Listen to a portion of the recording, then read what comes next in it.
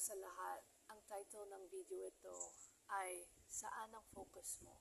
Kay Jesus Christ or sa mundo?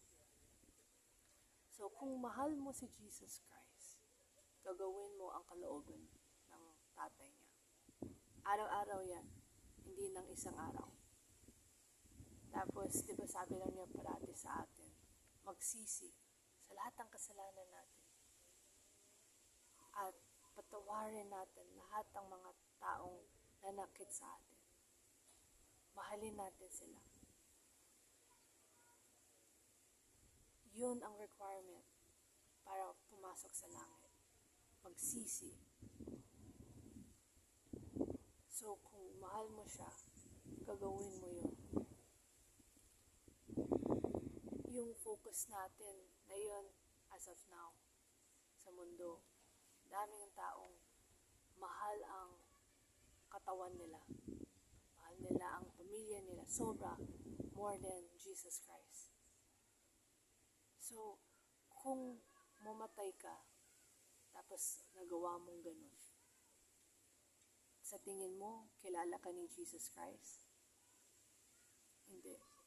Hindi niya ka kilala kasi hindi mo nagawa ang kalooban ng Diyos sa buhay mo.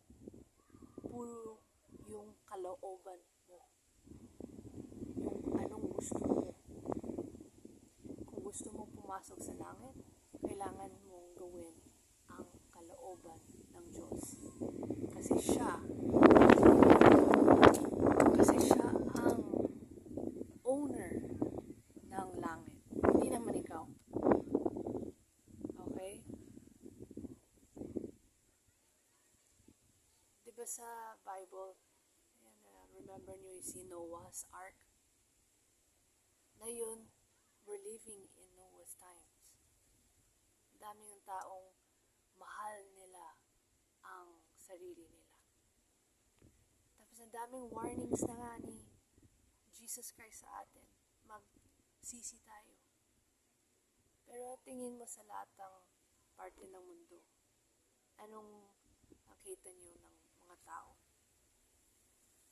Party lang, enjoy lang. Pero hindi nila nakita malapit na darating si Jesus Christ sa mundo. Kukunin niya ang mga taong nagawa ang kalooban ng Ama niya. Na mahal siya. Na mahal. They loved Him. Buong puso. Hindi ng salita, but sa gawa. Ikaw ba yun? Or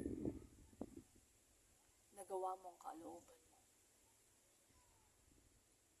Magsisi na yun kasi bukas hindi natin alam kung buhay pa tayo. Diba sabi sa Bible, now is a time of salvation. Not tomorrow. Not next year. Today.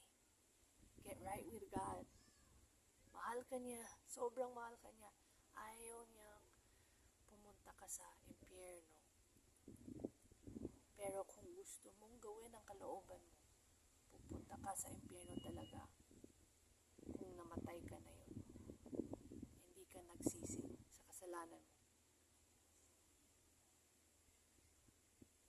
Take it seriously na yun. God's warning sa lahat ng tao. Even sa akin. That's the end of the message. May Jesus Christ bless you.